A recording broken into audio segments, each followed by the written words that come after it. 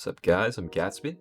In this Unity tutorial, I will show you how to make enemies chase your player like this. So, obviously we want the basic chase functionality like so, but I'm going to show you how to do a few other things. One of them is to make the enemies attack your player continuously once they collide with them. Another is to make our enemies stop once they're too far away from the player. And I'll also show you how to make the enemies stop when they get too close to the player. So, all I've got in my project currently is a player with simple movement.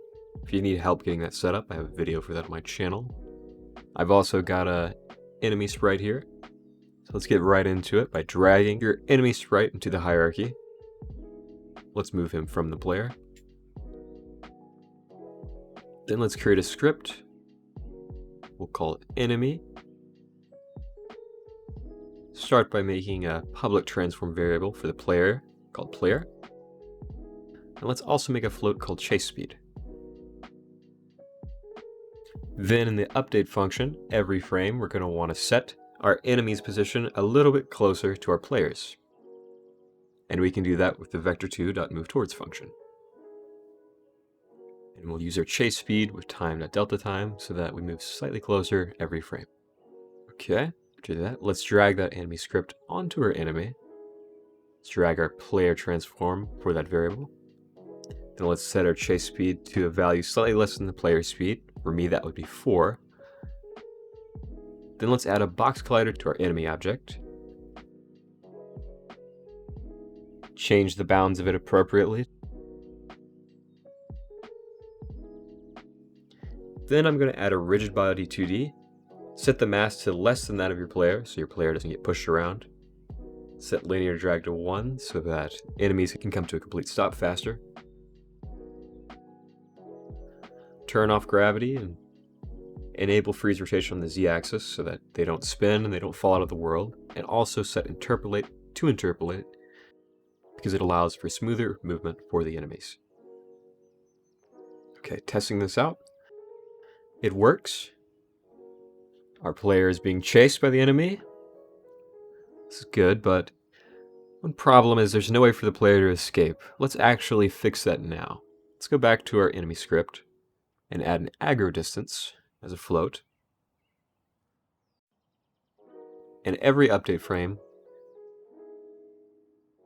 we will measure the distance from our player to the transform, store it in the float distance,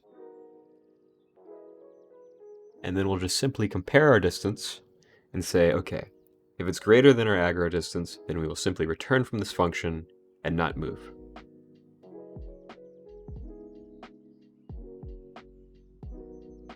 Going back here, let's set our aggro distance to some moderately high value of 7. So now testing it, once we exceed the bounds, the enemy should stop. And that does indeed appear to be the case.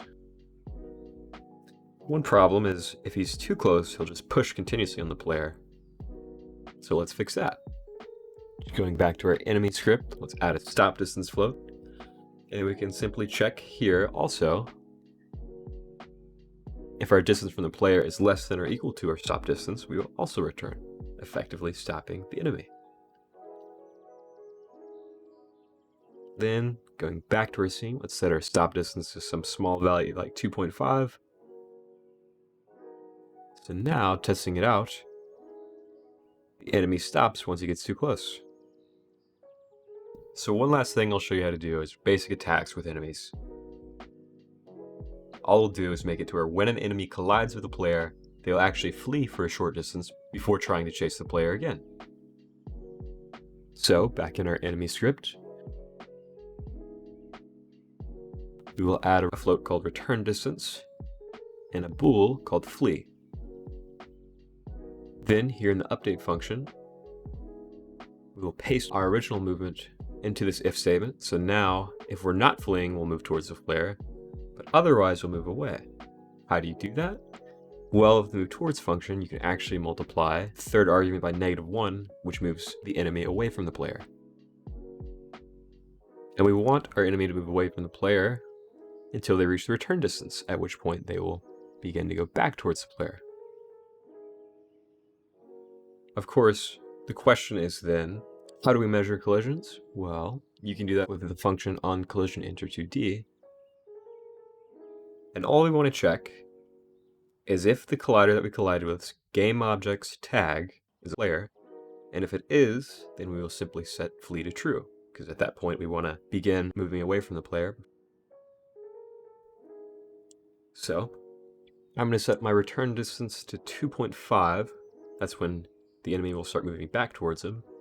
And the stop distance, we actually want to keep, but I'm going to put it at a small value to where they'll never actually reach it. What this does is it removes some jitteriness with the enemies and how they interact with the player.